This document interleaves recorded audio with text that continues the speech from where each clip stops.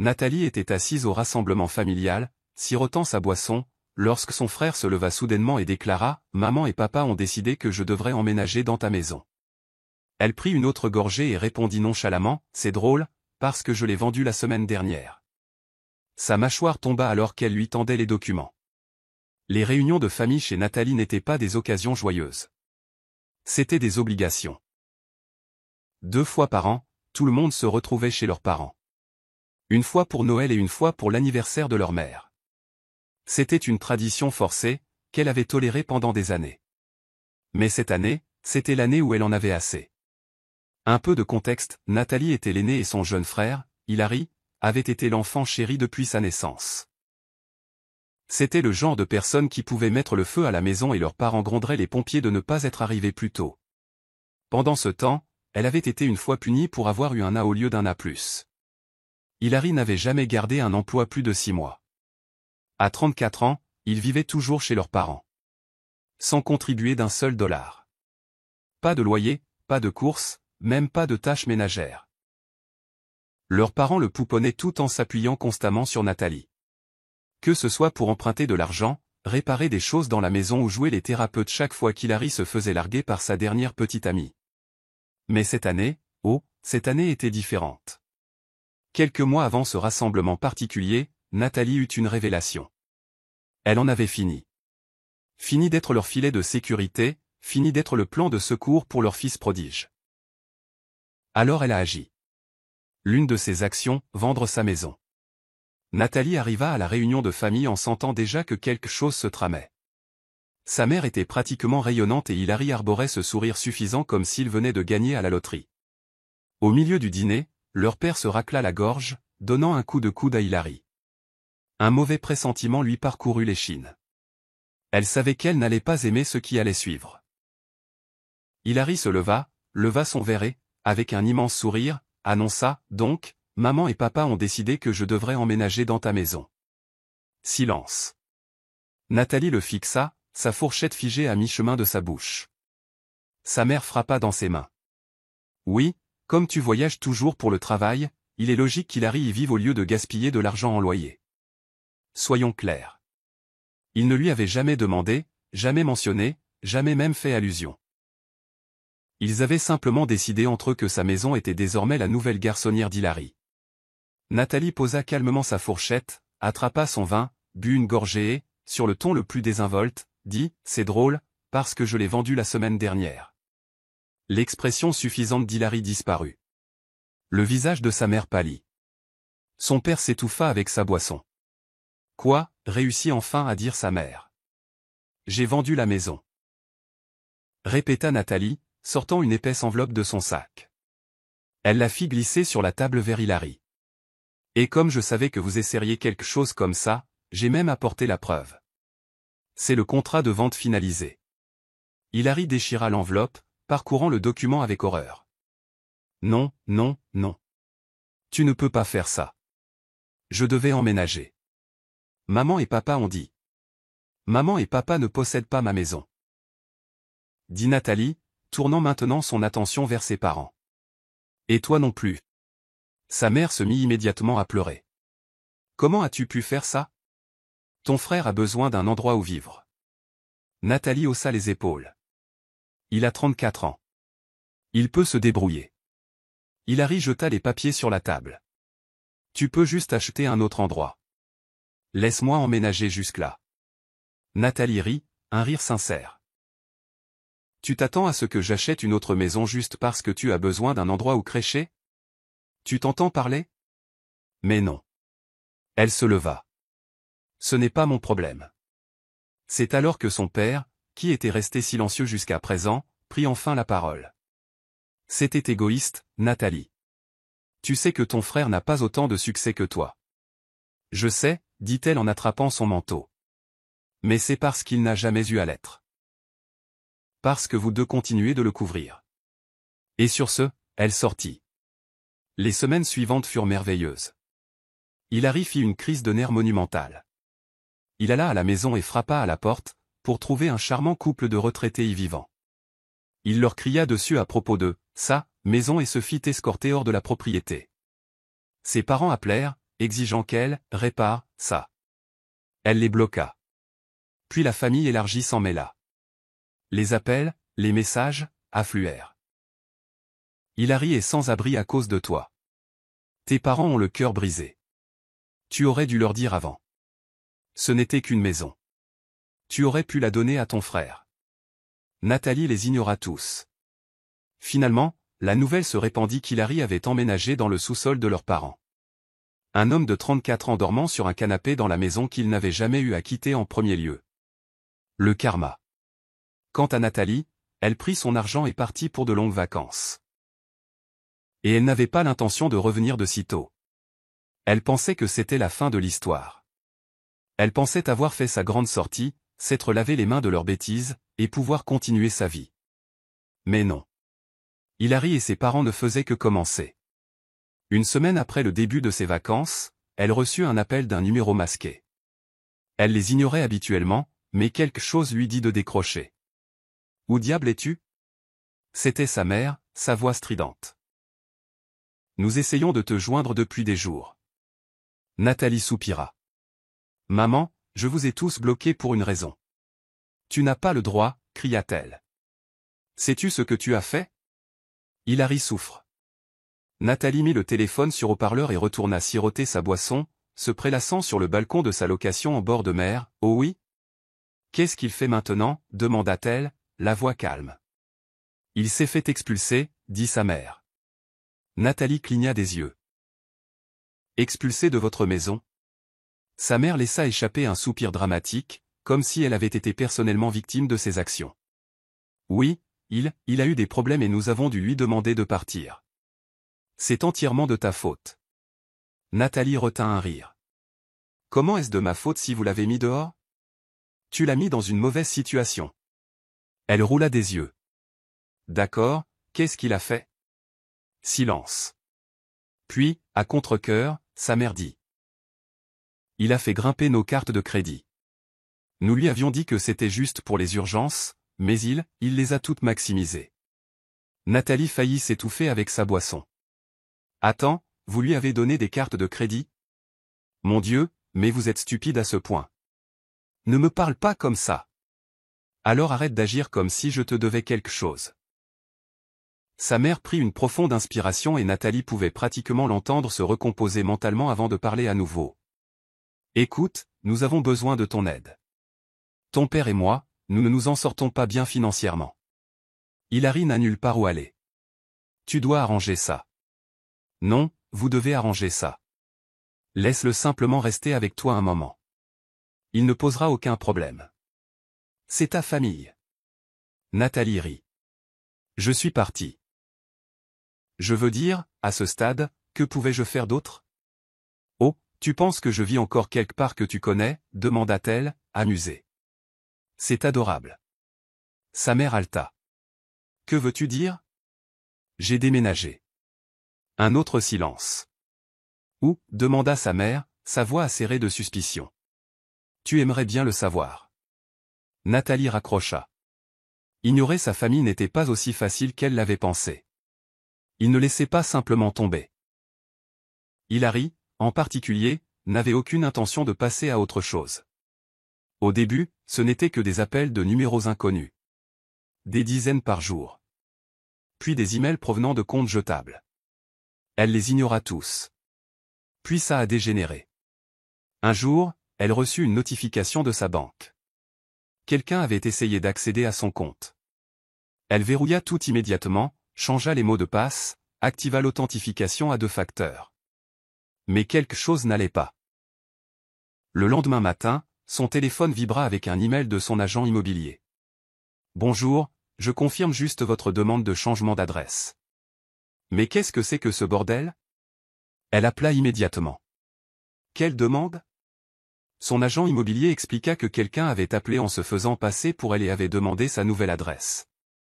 Ils avaient même donné certaines de ses informations personnelles, son ancienne adresse, sa date de naissance. Mais son agent immobilier devint méfiant lorsqu'il ne put répondre à une question de sécurité de base. Nathalie savait exactement qui était derrière tout ça. Hilary. C'était de la folie pure et simple. Il n'était pas seulement en colère. Il la traquait. Nathalie décida qu'elle en avait fini de jouer la défense. Hilary voulait une guerre? Très bien. Elle débloqua ses parents. Dès qu'elle le fit, le numéro de sa mère s'alluma sur son écran. Elle répondit. Mais qu'est-ce qui ne va pas avec Hilary, lança-t-elle. Sa mère eut le culot de paraître offensée. Pourquoi es-tu si en colère? Tu ne nous as pas parlé depuis des semaines. Tu veux dire les semaines où Hilary a tenté de commettre une usurpation d'identité? Silence. Ouais, c'est ça, dit-elle. Dis-moi pourquoi ton fils prodige essaie d'obtenir mes informations privées. Il ne ferait pas ça. Oh, alors c'est une coïncidence que quelqu'un ait essayé de changer mon adresse? Que quelqu'un ait essayé d'entrer dans ma banque? Une coïncidence qui n'a commencé qu'après que j'ai coupé les ponts avec Hilary? Sa mère soupira. Il est juste, il est désespéré. Tu l'as abandonné. Sa vie est ruinée, et tout ce que tu fais, c'est te moquer de lui. Non, il a ruiné sa propre vie, lança Nathalie. Et s'il continue comme ça, je vais voir les flics. Cela provoqua enfin une réaction. Les flics, hurla-t-elle. Oui, les flics.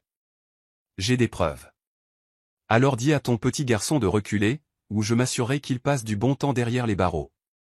Sa mère la supplia, s'il te plaît, parle-lui. Aide-le juste une dernière fois. Nathalie laissa échapper une lente et profonde inspiration. Passe-le-moi au téléphone. Elle entendit des bruissements. Puis la voix d'Hilary, suffisante comme toujours. Oh, maintenant tu veux parler. Je veux juste savoir une chose, Hilary. Silence. Elle se pencha. Quel était ton plan? Si tu avais eu mon adresse, tu serais venu? Tu aurais exigé que je te donne ma nouvelle maison. Il ne répondit pas, tu pensais sérieusement que je ne me défendrais pas? Elle rit froidement. Tu as toujours pensé que j'étais ton filet de sécurité. Que quoi qu'il arrive, je te rattraperai. Mais devine quoi? J'ai coupé le filet. Alors si tu tombes maintenant, tu vas te heurter durement au sol. Tu te crois meilleur que moi, siffla-t-il. Non, je sais que je suis meilleur que toi. Elle raccrocha. Après ça, elle pensait que les choses se calmeraient. Mais ensuite, ça a empiré. 3 jours plus tard, elle reçut un texto d'un ami. Et, j'ai vu un post bizarre sur toi sur Facebook. Je pensais que tu devais le savoir. Son estomac se noua. Elle ouvrit le lien. C'était une publication publique d'un compte aléatoire, d'apparence fausse. Mais le post, il parlait d'elle. Des mensonges. Des mensonges tordus et fous. Il prétendait qu'elle avait abandonné ses parents mourants. Qu'elle leur avait volé de l'argent. Qu'elle était une personne horrible et égoïste qui avait laissé sa famille souffrir pendant qu'elle s'enfuyait pour vivre une nouvelle vie luxueuse. Les commentaires étaient pleins de gens qui gobaient ça. Waouh! Dégoûtant. Comment quelqu'un peut-il faire ça à sa propre famille? J'espère qu'ils perdront tout. Puis elle vit qu'il avait partagé. Hilary et sa mère. Ils n'étaient pas seulement en colère. Ils essayaient de ruiner sa réputation. Et c'était la dernière erreur qu'ils feraient jamais. Nathalie aurait aimé pouvoir dire qu'elle était surprise. Mais honnêtement, elle ne l'était pas. Sa famille avait toujours été comme ça. Toujours à jouer les victimes. Toujours à déformer la vérité pour se faire passer pour les pauvres martyrs innocents. Mais ce qui l'énervait vraiment, c'était l'effort qu'ils y mettaient. Ce n'était pas juste une vague diatribe sur Facebook. Non, ils y étaient allés à fond. Ils avaient contacté son travail. Ils avaient appelé ses amis. Ils avaient même contacté son ex. Les gens lui envoyaient des messages sans arrêt. Certains furieux. D'autres confus. Est-ce vrai? Pourquoi ferais-tu ça à ta propre famille? As-tu vraiment volé tes parents? Elle était plus que furieuse. Ce n'était plus seulement un drame. C'était une campagne de diffamation. Et s'il voulait une guerre, elle en avait fini de jouer la défense. Nathalie passa les jours suivants à rassembler des preuves. Des captures d'écran de la tentative d'usurpation d'identité d'Hilary. Les messages qu'il lui avait envoyés pour la harceler pour de l'argent et la preuve qu'elle n'avait jamais volé ses parents. En fait, c'était le contraire. Puis elle engagea un avocat. Pas n'importe quel avocat. Un teigneux. Le genre d'avocat qui vivait pour des cas comme celui-ci. Elle envoya une lettre de mise en demeure à ses parents et à Hilary, exigeant qu'ils retirent les publications et cessent de diffuser de fausses informations à son sujet. Nathalie s'attendait à ce qu'ils reculent. Elle pensait qu'ils auraient peur, supprimeraient tout et se tairaient enfin. Elle avait tort.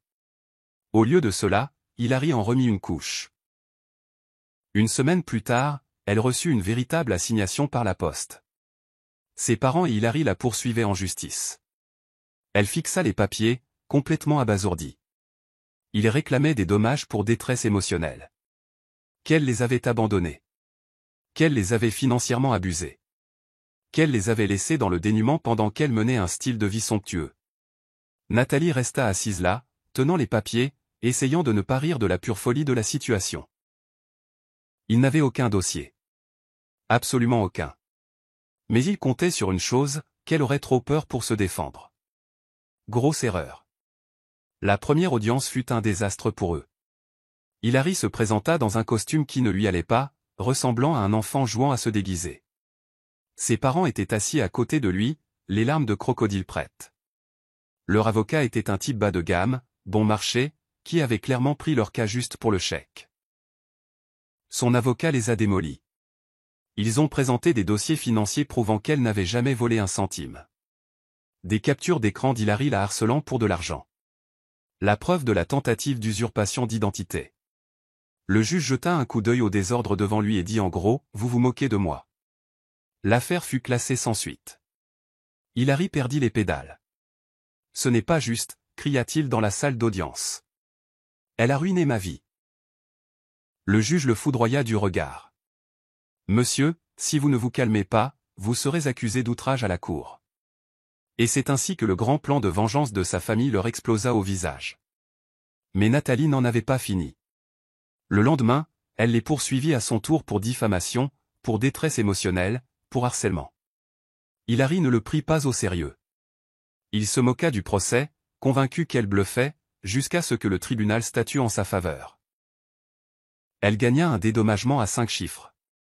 Et comme ses parents avaient co-signé les dettes d'Hilary, devinez quoi? Ils durent payer. Sa mère la supplia de ne pas faire exécuter le jugement.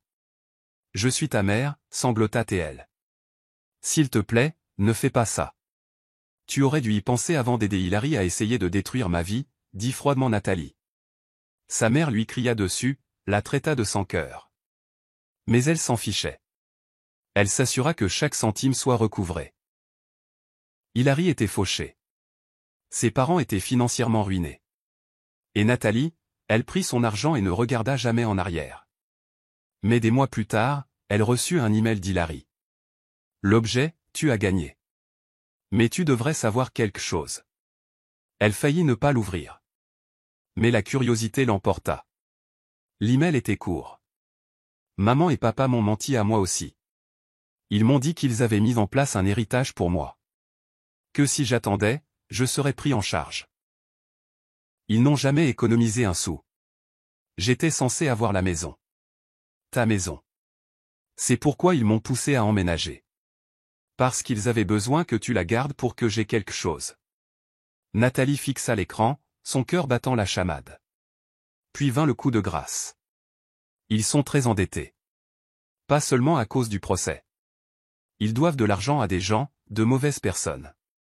Et maintenant qu'ils sont fauchés, devine qui ces gens vont venir chercher? Son sang se glaça. Elle savait que ses parents n'étaient pas doués avec l'argent. Mais, de mauvaises personnes? De quel genre de mauvaises personnes parlons-nous? Et c'est ainsi qu'elle réalisa que ce n'était pas fini. Après avoir lu l'email d'Hilary, Nathalie resta assise là pendant un long moment, à digérer l'information. Ses parents avaient menti à tout le monde. Pas seulement à elle. Pas seulement à Hilary. À tout le monde. Ils n'étaient pas seulement mauvais avec l'argent. Ils n'étaient pas seulement arrogants. Ils étaient très endettés auprès des mauvaises personnes. Et maintenant, ces gens cherchaient à être payés. Et si ses parents n'avaient pas l'argent, quelqu'un allait être blessé. Elle avait 2 choix. Partir. Les laisser gérer leur propre pagaille. Ou découvrir à quel point c'était grave. Contre son meilleur jugement, elle décida de le découvrir. Il ne fallut pas longtemps pour obtenir des réponses. quelques appels à d'anciens contacts. Quelques dossiers extraits. Et la vérité la frappa comme un train. Ses parents devaient plus de 100 000 $. Pas seulement aux banques. Pas seulement aux sociétés de cartes de crédit. Aux usuriers. Et Hilary, il s'avéra qu'il n'était pas le seul à avoir tout gâché. Son père avait un problème de jeu. Sa mère le couvrait depuis des années. Quand leur argent s'est épuisé, ils ont commencé à emprunter. Quand leurs emprunts n'étaient pas suffisants, ils ont fait des promesses qu'ils ne pouvaient pas tenir. Et quand Nathalie a vendu sa maison, c'était le dernier filet de sécurité qu'ils pensaient avoir. Maintenant, sans plus rien, quelqu'un venait pour recouvrer la dette. 2 jours plus tard, Hilary se présenta à sa porte. Elle ne savait même pas comment il l'avait trouvé. Mais il était là. Débraillé. Désespéré. Effrayé. Il ne ressemblait en rien au crétin suffisant avec lequel elle avait grandi. « J'ai besoin de ton aide, dit-il. » Elle croisa les bras. « Pourquoi ferais-je ça ?» Ses mains tremblaient. « Parce que si tu ne le fais pas, quelqu'un va mourir. » Pour la première fois de sa vie, elle vit une peur réelle dans les yeux d'Hilary. Ils sont venus.